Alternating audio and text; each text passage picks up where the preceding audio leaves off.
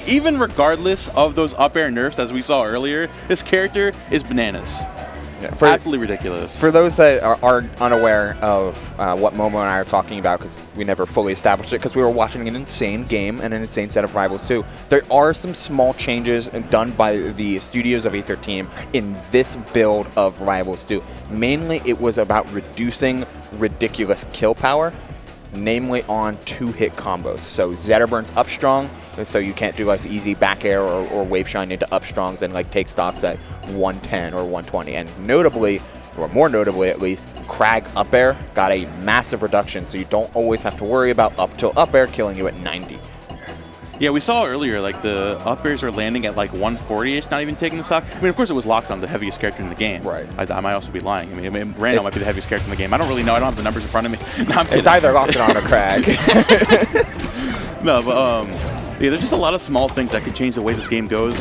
But we know one thing for sure. CakeAssault, regardless of the build, he's been playing the game a lot. Yes. He's got it at home. This guy, he knows what he's about. And this fleet, you can notice, this is practice.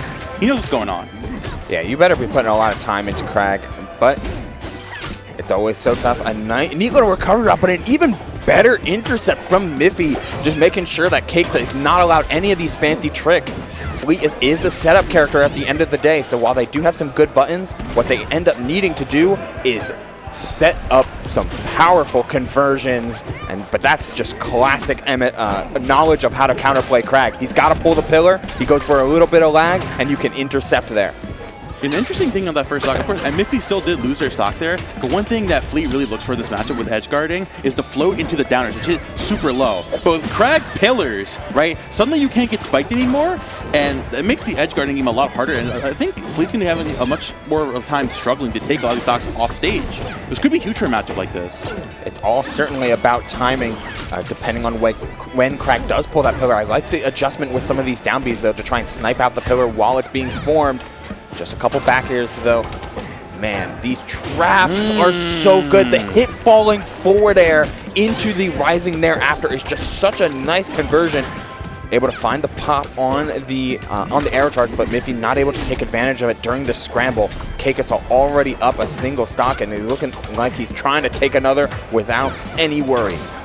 Well, I'm loving the usage of that side pistol there as well. A very strong move from Fleet. The delayed tornado coming out gives you basically your imagination to combo anything off of that. We're seeing Fleet finding so many combos off of that forward air and even taking the stocks off the stage as early as 80 with that nair. So we gotta see some kind of rebuttal here from Miffee. Oh, the quick float into float cancel there from CakeAssault, allowing him to go from high to low so quickly, and then the anti-air up tilt.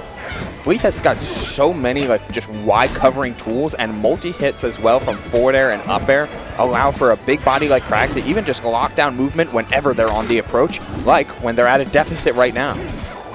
Oh yeah, Miffee's here trying to approach. I love the use of that block to try to find something, a little bit shenanigans, but we're seeing that down there as well. Miffee just trying to find a stock here at the ledge. CakeAssault able to make it back there. I'm loving that recovery there, especially utilizing that wall jump. It's a big part of Rivals, especially this game too. Yeah, important to note that you cannot wall jump out of hit stun, or out of a free fall for most of these characters, like we just noticed. In the Rivals 1, you recover from that. Rivals 2, not so much. Got to use the wall jump first. Either way, though, the rain comes in, but it's CakeAssault in firm position, in control of this game number 1. Let's see if he's able to find that finishing blow.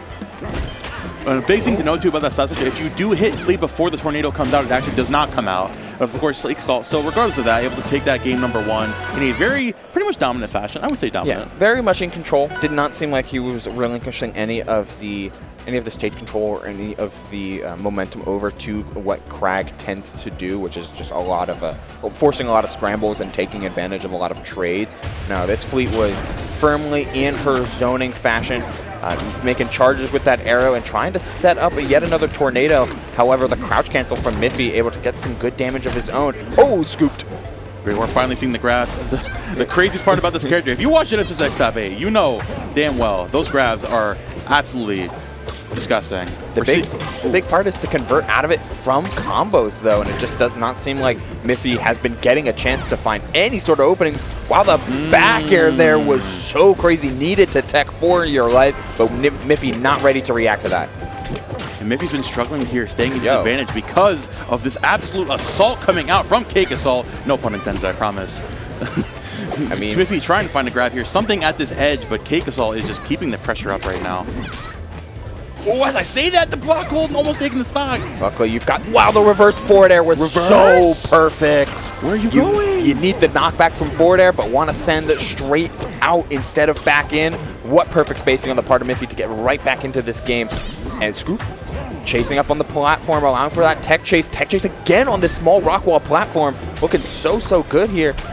And finds the turnaround instead of the jump cancel. Wow, he's really mixing up CakeAssault on offense here. Let's see if he's able to convert this into a stock. Fleet, one of the lighter characters, cannot take as much punishment as you normally would.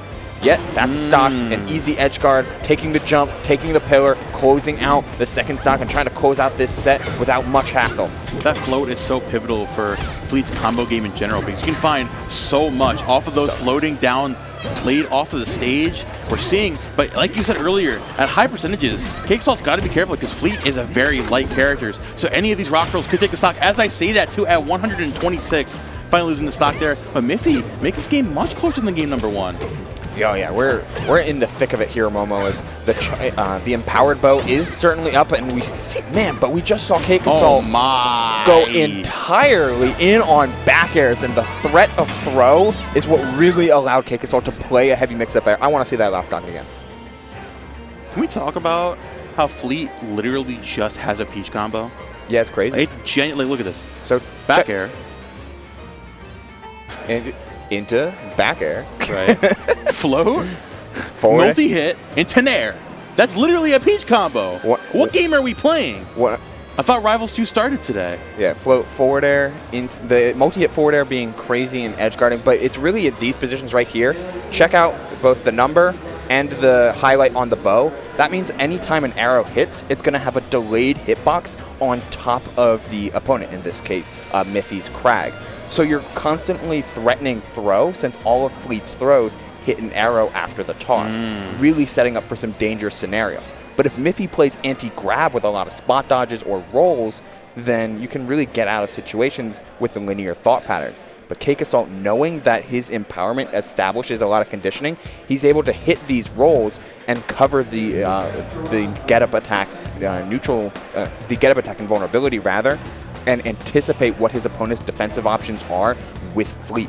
That's the type of character that Fleet is, a really set up and resource-intensive character that you can turn into advantage just by not pulling the trigger instead of always having to try and manipulate these insane traps. And that's the strongest thing about passive abilities in platform fighters in general. The fact that, like you mentioned earlier, right, like when you're powered up by the wind, any of your grabs will put you into that state where you have the delayed hit into any combo that you feel like, right? But if you just don't go for the grab, there's always the fear of, okay, what if I get grabbed right now? What's going on? Right. What's CakeAssault thinking? And Cake's like,